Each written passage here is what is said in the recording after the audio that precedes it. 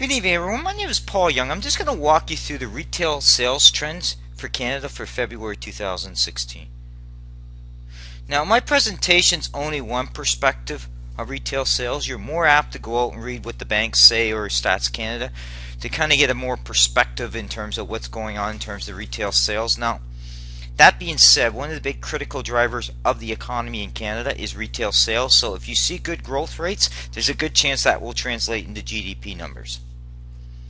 Now, my agenda will talk about overall retail sales by segment. I'll talk about province, and I'll get into the consumer price index because it shows you the cost of inflation.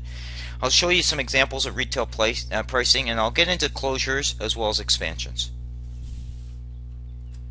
So what you're seeing here, and we're seeing this going into March as well, is we're seeing a very strong retail sales segment. So people are spending money, and that's critical in terms of driving the economy. So what you're seeing in this particular slide, that we're seeing annual growth about 5.6%. Now that's likely not sustainable for the rest of the year. You likely might see some of that claw back, but we should still see strong, healthy retail sales of about 2.5 to maybe 3% roughly this year, and that's a good sign for the economy. And what you also need to bear in mind quickly with this slide is that automotive and food costs account for about 50% of retail sales. Now, most cases, the provinces have done well. Where you're seeing downturns, and you're still seeing it because Alberta is in the depth of a recession, so it only makes sense that people are clawing back what they spend there. But what's amazing here is when you look at some of the other provinces like Ontario, Quebec, you're seeing considerable growth there, so they're driving the retail sales.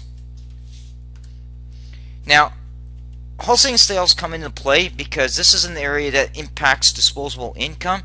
We're still seeing growth rates in that retail housing prices still pretty strong. That's of concern because banks have already commented that the overall housing prices are 20 to 25% higher.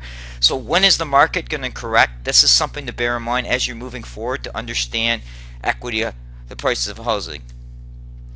Cost of inflation is a critical area to drive, so this chart kind of shows you that where we are. We're relatively pretty close month over month in terms of the price change, but there are key sectors that you're seeing that are leading the growth. Food makes sense because we import a certain amount of food into this country, and we've seen the low Canadian dollar pushing up food prices.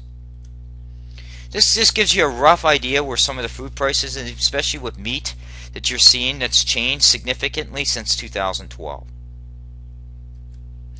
Now, like anything else, there's market corrections that go into retail stores.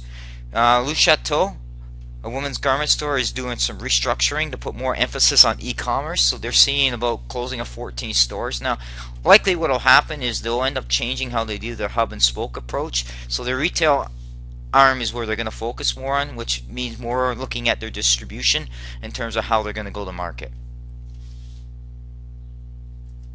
Expansion. Like anything else, there's some good news in retail. We've seen Loblaws make an announcement that they're going to renovate or build new stores, and that means bringing possibly 5,000 jobs in. Now, that's a misnomer, the 5,000 jobs, because the bulk of those will be basically part-time, so that's something to bear in mind. The other thing is Yorkdale is completing an expansion this year that's adding another 300,000 square feet to its store, so that's another thing to bear in mind. I just posted this one from the US just to get an idea that online retailing, especially in the fashion industry, is still continually growing as there's more and more online retailers setting up shop that will compete against the brick and mortars, and it's something to bear in mind as you're watching the trends. Online Canada, this is just giving you an idea when you target what's going forward, and this is from a PricewaterhouseCoopers survey, that if you think of it, a lot of the millennials got applications on their phone, so they're gearing these applications as part of helping do upsell retail sales through apps as part of doing it online. It's something, a trend that you need to watch for. It's something that's growing in importance.